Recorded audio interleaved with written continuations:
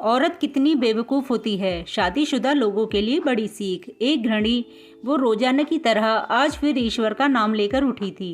Kitchen में आई और चूल्हे पर चाय का पानी चढ़ाया। फिर बच्चों को नींद से जगाया ताकि वे स्कूल के लिए तैयार हो सकें। कुछ ही पलों में वो अपने सास ससुर को चाय देकर आई। फिर बच्चों का नाश्ता तैयार किया और इस बीच उसने बच्चों को ड्रेस भी पहनाई। फिर बच्चों को नाश्ता कराया। पति के लिए दोपहर का टिफिन बनाना भी ज़रूरी था।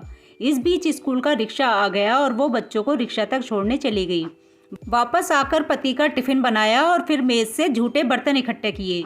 इस बीच पति देव की आवाज़ आई कि मेरे कपड़े निकाल दो।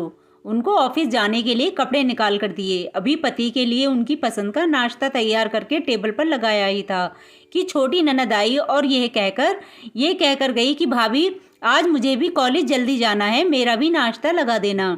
तभी देवर की भी आवाज़ आई कि भाभी नाश्ता तैयार हो गया क्या? अभी लीजिए नाश्ता तैयार है। पति और देवर ने नाश्ता किया और अखबार पढ़कर अपने अपने ऑफिस के लिए निकल चले।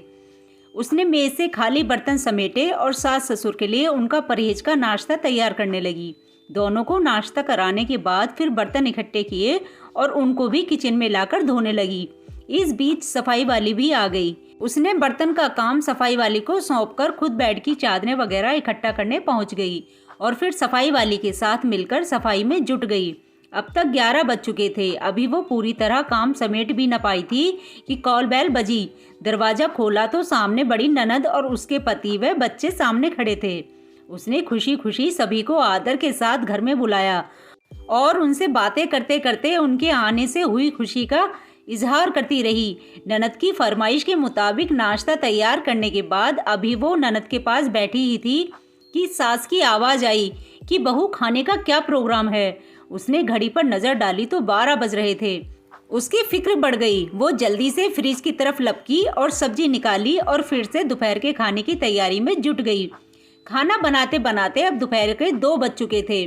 बच्चे स्कूल से आने वाले थे। लो बच्चे आ गए। उसने जल्दी जल्दी बच्चों की ड्रेस उतारी और उनका मुंह हाथ धुलवाकर उनको खाना खिलाया।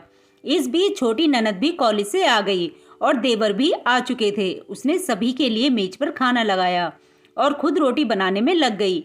खाना खाकर सब लोग फ्री हुए तो उसने मेज से फिर बर्तन जमा करने शुरू कर दिए। इस वक्त 3 बज रहे थे।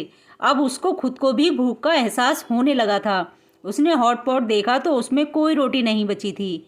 उसने फिर से किचन की ओर रुख किया। तभी पतिदेव घर में दाखिल होते हुए बोले कि आज देर हो गई, भूख बहुत लगी है, जल्दी से खाना लगा दो। उसने जल्दी जल्दी पतिदेव के लिए खाना बनाया और मेज पर खाना लगाकर पति को किचन से गर्म रोटी बनाकर ला कर देने लगी। अब तक 4 बज चुके थे। अभी वो खाना खिला ही रही थी कि पतिदेव ने कहा कि आ जाओ तुम भी खा लो।